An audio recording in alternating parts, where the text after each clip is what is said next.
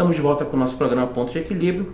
Eu perguntei antes desse intervalo ao presidente da Federação da Agricultura e Pecuária do Estado do Amazonas, Munir Lourenço Júnior, nosso convidado, sobre o Plano Safra, que é um plano patrocinado pelo governo federal na ordem de 135 milhões de reais no estado do Amazonas, destinado ao financiamento dos produtores rurais, assistência técnica e compras de alimentos desenvolvidos pelos programas estaduais e municipais aqui na nossa região. A pergunta que eu fiz é como é que esses recursos, presidente, chegarão aos beneficiários?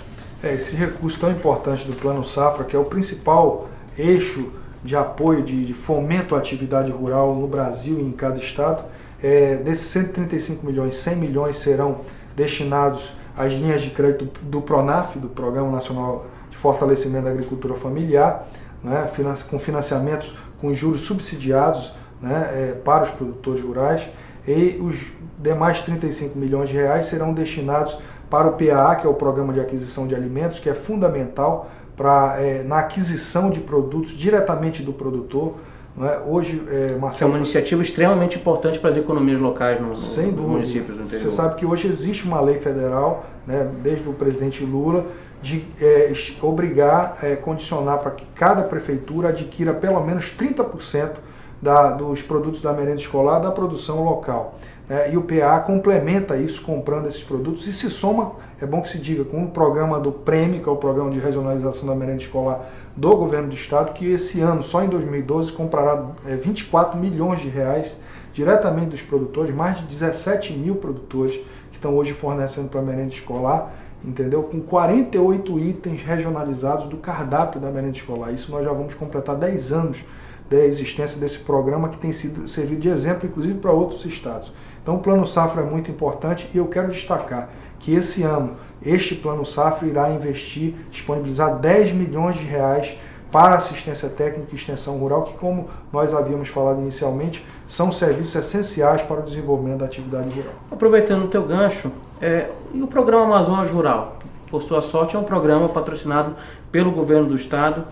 Estima-se investimentos na ordem de 1 bilhão de reais, dos quais 10% saindo do Tesouro Estadual, 200 milhões em parcerias com o governo federal e 700 milhões advindos do setor privado.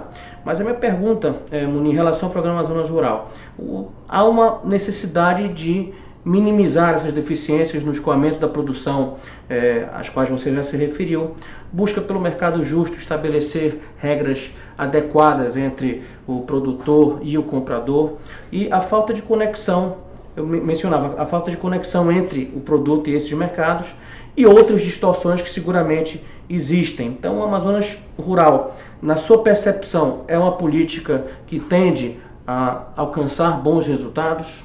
Eu acredito que sim, viu, Marcelo? E eu tenho percebido, como palavra de ordem tônica dos diversos fóruns que discutem o desenvolvimento econômico do Estado, seja o CODAN, seja o Conselho de Administração da SUFRAMA, né, uma prioridade muito grande, que é a chegada a hora da interiorização da nossa economia. Né? Nós temos aí uma concentração muito forte da economia em Manaus, uma quase dependência exclusiva do polo industrial de Manaus. Nós precisamos diversificar a economia do estado do Amazonas. Isso não é fácil, mas é preciso iniciar, e o Programa Amazonas Rural vem nessa direção. É importante dizer, Marcelo, que o setor primário do estado do Amazonas já gera 276 mil postos de trabalho. Então tem um contexto social muito forte. É quase o dobro do número de empregos gerados pelo polo industrial de Manaus. E o Programa Amazonas Rural, ele é bastante ousado e representa, a nosso ver, uma determinação do governo do estado de efetivamente apoiar a atividade rural do estado e buscar como meta principal a autossuficiência na produção de alimentos. É muito importante que nós possamos diminuir a dependência que nós temos de importação de alimento, que faz com que reiteradamente nós tenhamos aí uma das cestas básicas mais caras do Brasil devido a esse alto grau de importação de alimentos. O Programa Amazonas Rural, ele desenvolve atividades e medidas importantes que atendem a reivindicações históricas do nosso setor.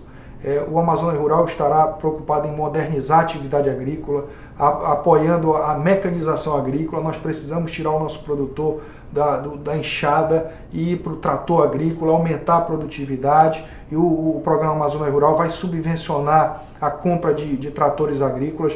O Amazônia Rural ampliou a subvenção do calcário, que era restrito ao calcário, agora também para adubos e fertilizantes. O Amazônia Rural está com um programa, um subprograma de recuperação de vicinais muito importante para escoamento da produção. Incentivos fiscais da pecuária também, né? Incentivos fiscais da pecuária. O governo do estado atendeu um pleito nosso de redução da carga tributária do abate de gado. Nós temos hoje uma taxa de 1% de uma alíquota de ICMS, que vai florescer a atividade pecuária de corte. Que era de 5%. Que era de 5%.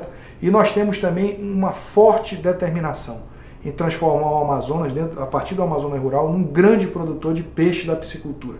De passar nos próximos 5 anos de 15 mil toneladas de produção anual para 100 mil toneladas, o que é muito importante para a geração de emprego e renda no interior do estado. Então nós estamos confiantes de que o Amazônia Rural vem de maneira muito oportuna para desenvolver esse setor tão importante social e economicamente para o Amazonas. Presidente, nossa última pergunta, infelizmente, uma conversa tão interessante. Existe a expectativa de veto por parte da presidenta Dilma Rousseff ao dispositivo do Código Florestal que possibilita a recuperação de matas em áreas de preservação permanente, que são locais vulneráveis como beiras de rios, topo de morros e encostas. No Amazonas, estima-se que 90 mil produtores rurais estão nessas áreas, nesse tipo de localidade. O que tem sido feito para sensibilizar o governo federal sobre essa realidade, evitar que esse produtor rural fique na ilegalidade? Marcelo, você sabe que as várzeas são as áreas mais férteis que nós temos, né? E como você muito bem colocou, são 90 mil pessoas só no Amazonas que estão nessas áreas. E o que nós defendemos no novo Código Florestal é a consolidação da utilização dessas áreas pelos produtores que estão há gerações nessas áreas, né? O novo Código Florestal é muito importante. O código que nós temos hoje colocou mais de 90% dos produtores rurais brasileiros na condição de ilegalidade, né? É um código de 1965, quando o Brasil vivia um regime de exceção, né? Numa época em que o Brasil praticamente ainda importava alimentos, e hoje o Brasil é uma grande potência na produção de alimentos. Então nós precisamos de uma nova lei que efetivamente consiga conciliar produção com preservação. E a nossa preocupação maior é que efetivamente a presidenta Dilma Rousseff leve em consideração essa nossa realidade, né, do Amazonas, da Amazônia, da produção de várzea, porque você sabe muito bem, hoje nós temos um orgulho muito grande, nós somos os maiores produtores de fibra vegetal do Brasil, juta e malva, e 100% dessa juta e dessa malva, produzido por mais de 20 mil famílias amazonenses, está localizado nas áreas de várzea, que se não tiver a regularização, nós teremos um problema social e econômico incalculável a partir de uma medida como essa. Nós esperamos que prevaleça o bom senso e as várzeas sejam respeitadas e regularizadas para atender essa demanda social e econômica do nosso estado. Infelizmente chegamos ao final do nosso programa Ponto de Equilíbrio de hoje. Eu queria agradecer a sua participação, Munir. Lembrando que estamos também no Facebook, na nossa fanpage, no programa Ponto de Equilíbrio. Nós aguardamos as suas críticas, as suas sugestões de pauta. Enfim, esse é mais um canal para conversarmos diretamente com você. E até a semana que vem. Muito obrigado pela sua audiência.